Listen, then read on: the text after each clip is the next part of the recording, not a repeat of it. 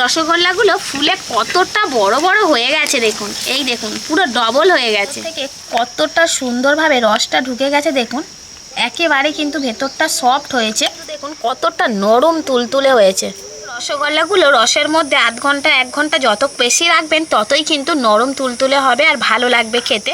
নমস্কার বন্ধুরা, কাকলির রান্নাঘর উইথ ভিলেজ ফুডে সবাইকে স্বাগত জানিয়ে আজকে আমি আপনাদের সাথে শেয়ার করব বাঙালির খুবই পছন্দের রসগোল্লা। তো একদম দোকানের মতো পারফেক্ট রসগোল্লা আজ আমি বাড়িতেই বানিয়ে নেব, যেটা হবে একেবারে নরম তুলতুলে স্পঞ্জি। তো আপনারা তখনই পারফেক্ট রসগোল্লাটা প্রথমবারেই বানিয়ে নিতে পারবেন যখন কয়েকটা টিপস আপনারা মেনটেন করতে পারবেন। তো আজকের আমি কয়েকটা টিপস সহ একদমই সহজ পদ্ধতিতে এই রসগোল্লা বানানোটা আপনাদেরকে দেখিয়ে দেব, যাতে করে আপনারা প্রত্যেকেই বাড়িতে রসগোল্লাটা বানিয়ে নিতে পারেন। আর আশা করছি এই রসগোল্লাটা বাড়িতে একবার বানিয়ে খেলে আর দোকানের রসগোল্লা কেউ কিনে খেতে যাবেন না।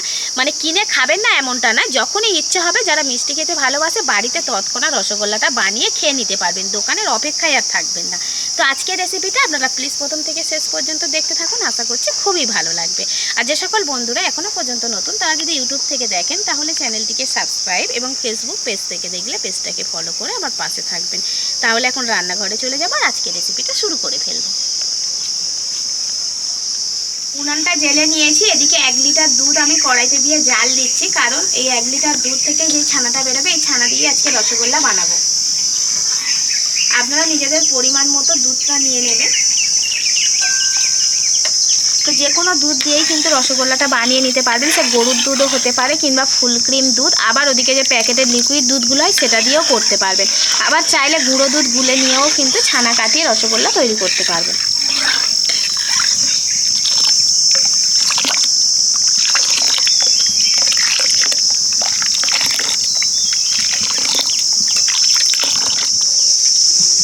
আমি বেশ কিছুক্ষণ জাল দিয়ে ঘন করে নিয়েছি, এবার আমি ছানাটা কাটিয়ে নেব। তো উনানের জালটা কিন্তু বন্ধ করে দিয়েছি।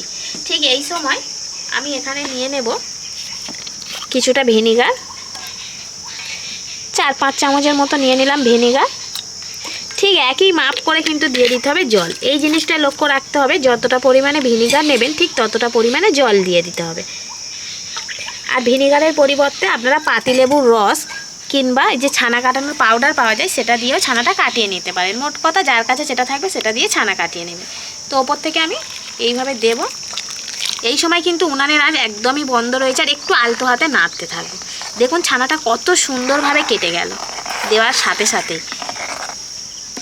এই দেখুন ছানা কেটে গেল না? তো এইভাবে কিন্তু আপনারা ছানাটা কাটিয়ে নেবেন। ছানা তো কেটে গেল, ঠিক এই সময় কিন্তু আমি ওপর থেকে নর্মাল জল একটু দিয়ে দেব, এতে করে ছানাটা অনেক বেশি সফট হবে। এই গরম ছানার মধ্যে যখন এই জলটা পড়বে তখন ছানা অনেক বেশি নরম হয়ে যাবে আর শক্ত হতে পারবে না। এবার একটা বাটির ওপরে আমি সুতির কাপড় দিয়ে দিয়েছি, তার মধ্যে ছানাটা দিয়ে ছানাটাকে ছেঁকে নেব।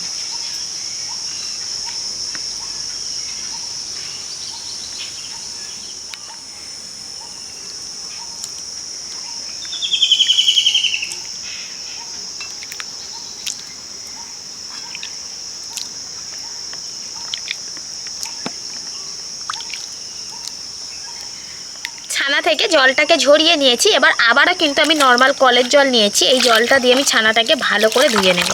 এই যে ভিনিগারটা রয়েছে তো সেজন্য ছানাটা কিন্তু ভালো করে একবার ধুয়ে নিতে হবে। এই জলটাকেও আমি ছেঁকে বের করে দেব। তার জন্য কাপড়টাকে ঠিক এইভাবে ধরে কিছুক্ষণ এইভাবে ধরে রাখবো। রাখলে কী হবে, ছানা থেকে যে জলটা রয়েছে এক্সট্রা সেই জলটা কিন্তু বেরিয়ে যাবে। খুব জোরে চাপ দিয়ে দিয়ে জলটাকে বের করব না, জাস্ট এইভাবে। ছানা থেকে যতটা জল ঝরিয়ে নেওয়া যায় আমি জল ঝরিয়ে নিয়েছি। এই দেখুন একটুও কিন্তু ছানার মধ্যে জল নেই। আর ছানাটা কতটা নরম হয়েছে সেটা কিন্তু আপনারা দেখেই বুঝতে পারছেন। তো হাত দিয়ে একটু কিন্তু এইভাবে হাতের যে তালুটা রয়েছে তালুর সাহায্যে একটু ছানাটাকে এইভাবে একবার মেখে নেব।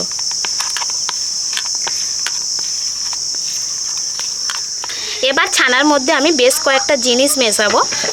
এই যে চা চামচ নিয়েছি, চা চামচের মাপ করে 1 চামচ দিয়ে দিচ্ছি কর্নফ্লাওয়ার। এই কর্নফ্লাওয়ারের পরিবর্তে আপনারা এরারুটও দিতে পারেন। আর এখানে 1/2 চামচের মতো দিয়ে দেব ময়দা। আর 1 চামচ দিয়ে দেব গুঁড়ো দুধ। এই গুঁড়ো দুধটা দেওয়ার ফলে কিন্তু রসগোল্লাটার টেস্টটা অনেক সুন্দর আসবে। আর দিয়ে দেবো আমি এই চা চামচের মাপ করে 1 চামচ চিনি। এই চিনিটা দেওয়ার ফলে কিন্তু রসগোল্লাটা অনেক বেশি জালিদার হবে, অর্থাৎ স্পঞ্জি হবে। আর এই যে উপকরণগুলো দিলাম, এগুলো দিয়ে আমি কিন্তু ছানাটাকে খুব সুন্দর করে মিশিয়ে নেব।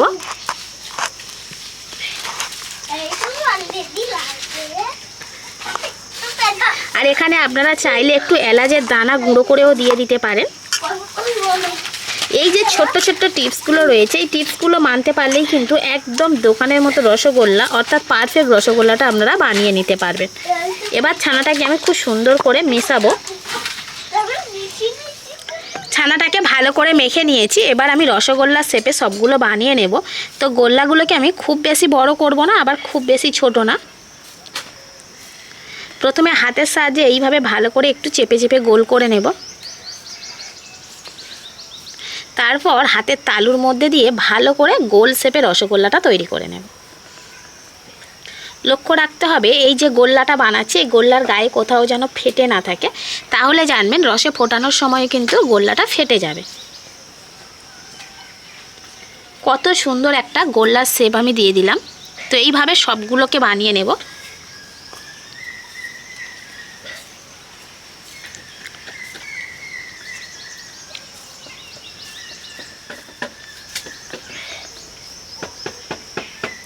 কত সহজে আর কত তাড়াতাড়ি হয়ে যাচ্ছে। এই দেখুন আরও একটা হয়ে গেল। তো পরপর ঠিক এইরকমভাবে কিন্তু আমি বানিয়ে নেব। এবার রসগোল্লার জন্য রসটা করে নেব। তার জন্য আবার উনান জ্বালে নিয়েছি। কড়াইতে দিয়ে দেবো এই বাটির 1.5 বাটি চিনি। প্রথমে 1 বাটি দিয়ে দিলাম, আবার 1/2 বাটি চিনি দিয়ে দেব। এবার এই 1.5 বাটি চিনির জন্য আমি 4 বাটি জল দেব।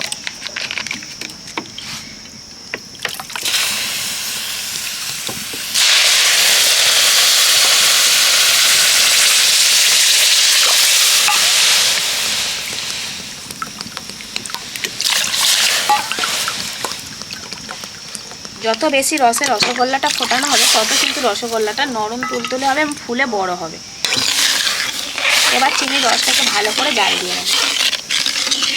চিনির রস টকবক করে ফুটছে, তো এই সময় আমি কিন্তু গোল্লাগুলো দিয়ে দেব। আর এই যে ধারে ধারে যে গেঁজাগুলো উঠছে, যতটা মানে তুলে ফেলে দেওয়া সম্ভব ঠিক ততটাই কিন্তু আমি আস্তে আস্তে করে তুলে ফেলে দেব এই চামচের সাহায্যে। এবার আমি গোল্লাগুলো রসের মধ্যে দিয়ে দেব।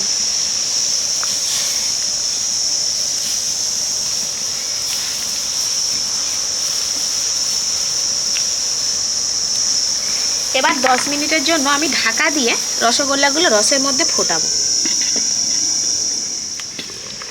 রসগোল্লাগুলো কত সুন্দরভাবে ফুলছে দেখুন।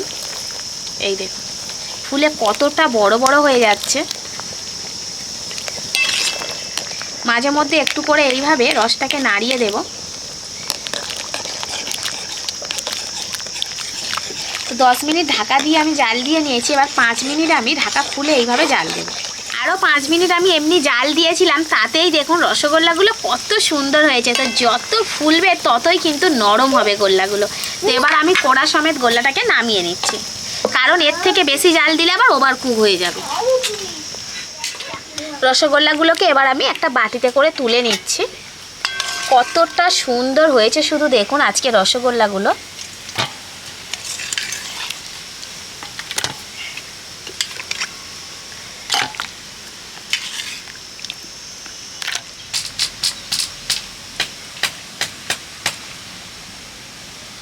তো রসগোল্লাগুলো রসের মধ্যে আধ ঘন্টা 1 ঘন্টা যত বেশি রাখবেন ততই কিন্তু নরম তুলতুলে হবে আর ভালো লাগবে খেতে।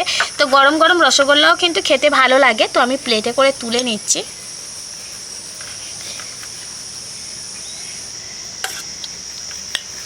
রসগোল্লাগুলোকে শুধু দেখুন কতটা নরম তুলতুলে হয়েছে, ভিতর থেকে কতটা সুন্দরভাবে রসটা ঢুকে গেছে দেখুন। একেবারে কিন্তু ভেতরটা সফট হয়েছে।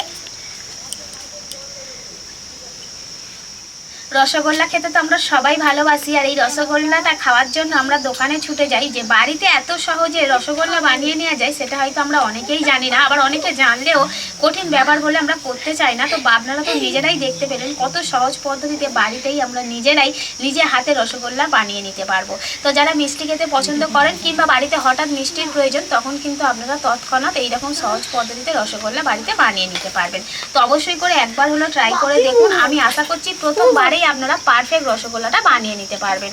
তো বন্ধুরা, আজকের রেসিপিটা আপনাদের কেমন লাগলো সেটা অবশ্যই কমেন্ট করে জানাবেন, আর ভালো লাগলে লাইক, কমেন্ট, শেয়ার, সাবস্ক্রাইব এবং ফলো করে আমার পাশে থাকবেন। আর আমার নিত্য নতুন রেসিপিগুলো এইভাবেই দেখতে থাকবেন। তাহলে আজকের মতো এখানেই শেষ করছি। সবাই ভালো থাকবেন, সুস্থ থাকবেন, দেখা হবে পরের রেসিপিতে।